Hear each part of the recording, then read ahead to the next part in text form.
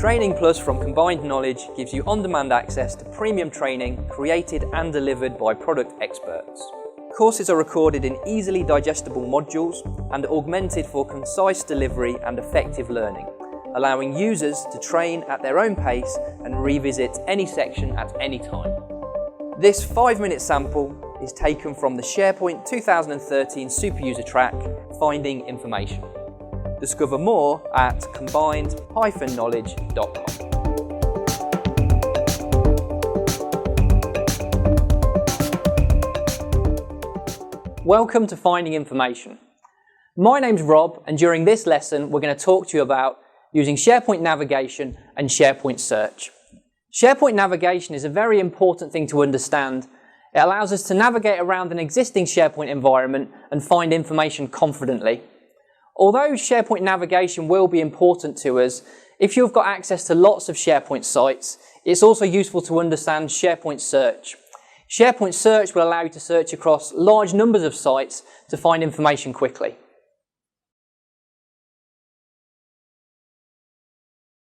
Before we start searching, what we need to do is first of all think about how search fits in within a SharePoint environment. So a lot of people think about SharePoint as being a single large area where we can store and share information across an organization. In reality, SharePoint is not just one big large area, it actually breaks down in a very structured way. One of the major elements within a SharePoint structure is SharePoint sites. So if you think about a department, a typical department might wish to store and share information that relates just to that department. So a good example would be someone like a sales department or a sales team.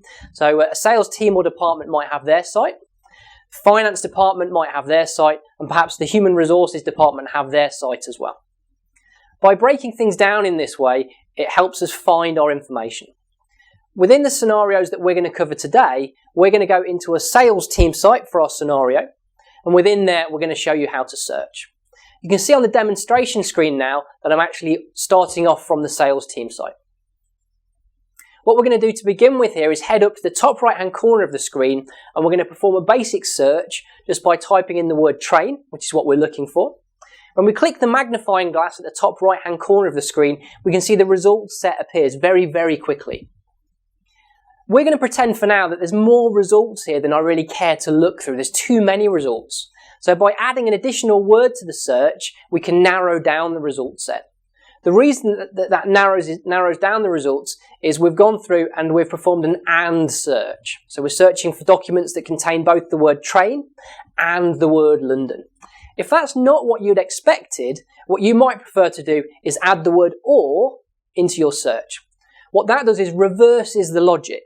So that opens up the search, and we're now going to see within the result set everything that contains the word train, and we're also going to see everything that contains the word London.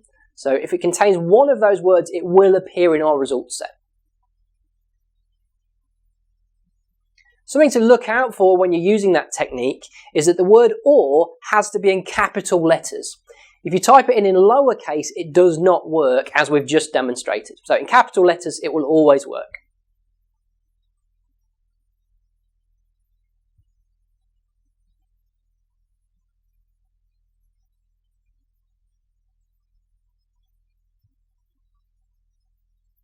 So what we're going to do now is move on slightly, and we're going to show you how to use wildcard characters. So what that means for us is we can perform searches for things like begins with. So in this case, we've searched for T with a star on the end of it. So that's anything that begins with a T. One of the great things that happens here is within the results, it shows you why those items have appeared. So we can see train, trains, travel. One of the things we've picked out there is there's a lot of product codes that begin with TR. So what we've done is just change the search criteria to TR9 with a little star on the end still. So it's now looking for everything that begins with that part of a product code. So you can see how when you've performed a search, often that's your first step. It's quite normal to perform maybe a second or a third search to make your results more and more specific.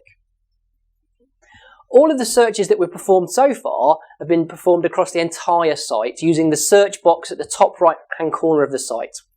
What we're going to do now is show you how to search lower down within the site structure.